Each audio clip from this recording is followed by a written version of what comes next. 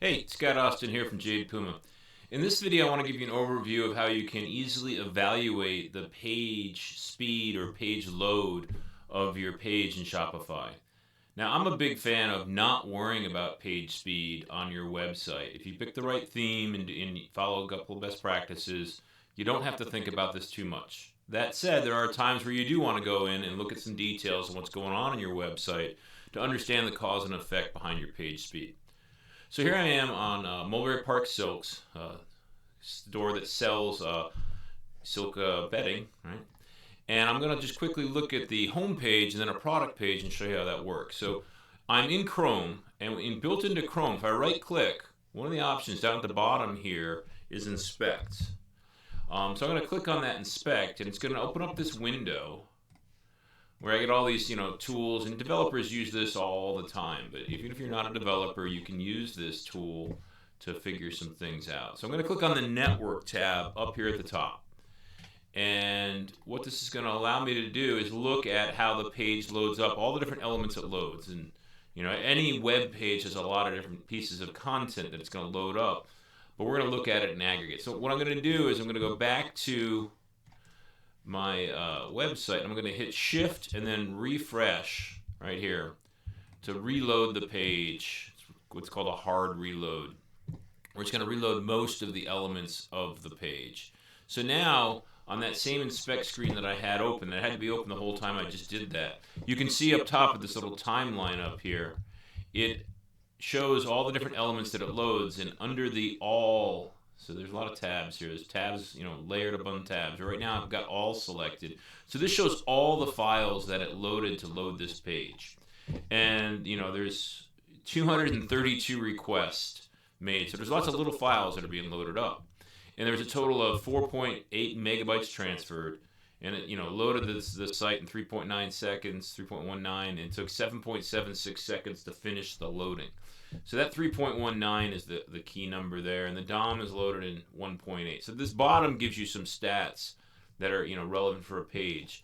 Now what you can do is you can look at the size column here. I'm going to click on that to filter by size. So you can see the largest element on the page is this one, and then going down in smaller size. But what I'm going to do at the top is click on images, because most people think it's images that's slowing down their website, and usually it's not. So I click on that images. It's going to filter that list of 232 requests down to the 55 that are images, which I can see down in the bottom footer there. Now on this, I can see my largest image is 146K, and only one is higher than 100K. Everything else is below that. So that's pretty good, all right? It's loading up images and optimizing them. You can see their WebP, which is the latest format that Shopify is using to deliver images. And those are the most optimized that you're going to get are going to be the WebP ones these days. And there's other types of images that are brought in by different elements. But you can also click on it. You can see which image is the one that's the 140K, and then each one down from there. But if we look back on our all section here, you'll see that the thing that takes the most file size, the largest file, is a script, a JavaScript file. Customer portal. I'm going to guess that's something for their chatbot. Right? There's another one here. This is the gorgeous. So that's the chatbot right there. But you can see that it's the JavaScript files that are taking the most time to load. And usually, right, you can see the initiator here. What's happening on that is it's coming from a third-party website usually. So if it's on a Shopify service, it might be easier to load up. But then if it's pulling it from a third-party website, it might take a little bit longer to do that. And then the other thing we can look at, so that was the size column. We can also look at the time column. And you can see in this waterfall image, it's kind of small here. But you can see that some files, load up really quickly, and others take a longer period of time. You don't need to go through the details of the waterfall, but you can sort the time. Let's do that by descending. And all of a sudden, you'll see here that this one element at the top took 992 milliseconds, which is basically a second to load, and that is a JavaScript file, and that's from Hulk code. So that's Hulk apps, some app we're using from Hulk probably that is the issue there. And you can see the ones that take the longest amount of time are usually JavaScript files. So here's the one from Hotjar. Now there's a PNG, and that PNG file was only 9.7 seconds, but it took half a second to load that. Now that PNG file is the Judge Me Reviews badge, and that's probably coming from the Judge Me website. The uber point I'm making here is most of the speed issues that are happening in a Shopify store are not from the images, and they're not from the Shopify servers. They're usually from apps that we add in and layer onto the site that add extra functionality, and we like that functionality, but the trade-off is the performance hit that we get from them. So that's, the home page. Let's look at another page just to show you another example here. So I'm going to go into a product page. We're going to pick on silk sheets, go to the 22 Mame bedding, and then pick the sheet set. And I'm just going to do a hard refresh like I did before. I'm going to let the page fully load. And now you'll also notice that their product pages are full of content. So there's a lot of content on this page. So I'm going to do a shift refresh on that page, load it up again. That whole time I had it on another screen, but that whole time I had this inspect panel open inside of Chrome. Now what I'm going to do is I'm going to sort by size, and we'll go to the top of the list, and we'll see what the largest file. So there's the JavaScript customer portal at the top again. There's a file, MPS map new. So that's an image, and this is an interesting one. This comes from within Shopify, which highlights an issue that does happen. So let's go back to that page and show it to you. We have tabs near the top of this page right here. And what we did for shipping and delivery, we've got this file right here, expedited shipping. And this comes straight out of our shipping policy. So we have liquid code that says, look for the shipping policy at the store level and drop that in on this product page. And then, to show that to you, if we go down to our shipping policy right here, we'll see the same thing where it's got this content. So this content is embedded in HTML.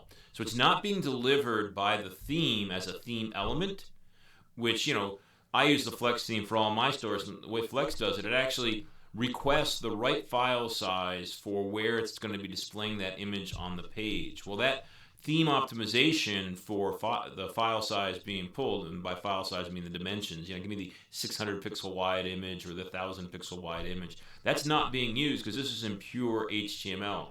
So this is an example where we could get a slight improvement in performance of, let's bring that panel back over again. We could get a slight, improvement in performance on file size just by taking this image, which is a JPEG, right? Because it's a heavily graphical image, it would be better off as a PNG. It would get better compression. But I could put that up as a PNG and probably have a smaller file size. And I don't know the dimensions of this one. I'm sure we could figure it out here. We don't need to right now go to that level of detail. But I'm sure we could make that a more optimized image. But that's the only image that's up in that top level of things, right, in file size. The other things that are up there are other JavaScript files. Gorgeous again, vendors.js, a Hulk code one, affirm.js.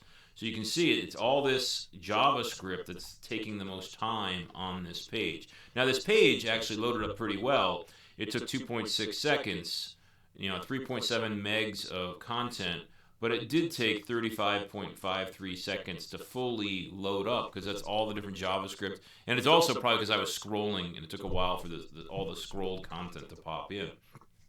So this page isn't that slow at 2.6 seconds, but you can see even Google saying, we're going to give you a red for that. But the way you're going to fix most of that is you're going to look at your JavaScript and ask yourself, do you really need that functionality on this website? For example, a lot of the apps that we add, we don't need them on every single page, but the code that we put, usually into theme.liquid, you add a line of code that says load up this JavaScript. If you wanted to get more elegant in that, you could actually have some if-then statements, like if the template, contains product for content, or an app you're going to use on the product page, then load up that JavaScript, not on every single page. Those are some of the things you can do. So let's look at the time on this one and see the things that take the most time. And what I'm quickly scanning down is, the first image, let's actually go to images, in that tab up there for images. And on the time, right, the one that took the most time was the Judge Me image again. And then after that was the logo. And then the map was third on that list. So the map, which had the highest file size of 300K for images, did take about a quarter of a second to load, but much more quickly than two other elements. So just because it was the biggest file doesn't mean it takes the most time to load it, right? You can see, once again, Judge Me, this little, 9.7 kilobyte, microscopically small file, takes a half a second to load. And that's one of those things where we may actually make the decision. Let's go back to here and show you where that element is. That's this image right here. We might just say that isn't worth it, right? And we're not going to have that element on the page anymore, making that call to Judge Me, because it's a half a second hit on every single page. Now, another thing to note as I say that, let me open up this waterfall again, right? Now we can't see it here because the waterfall's gotten so small. Let me just do a quick refresh of the page and show you the waterfall here. And the important thing to show you is so all these elements don't get loaded up in serial. Like, it doesn't do one at a time. It can do them in parallel. So just because something takes a half a second doesn't mean by fixing it you're going to gain a half a second in time. You may gain no time in page speed, but that's the kind of thing you can look at and play with and use this tool to measure it. So the uber point I'm making here is, when you do have a serious issue in your Shopify store from a page speed and performance aspect, you can use the Chrome tools.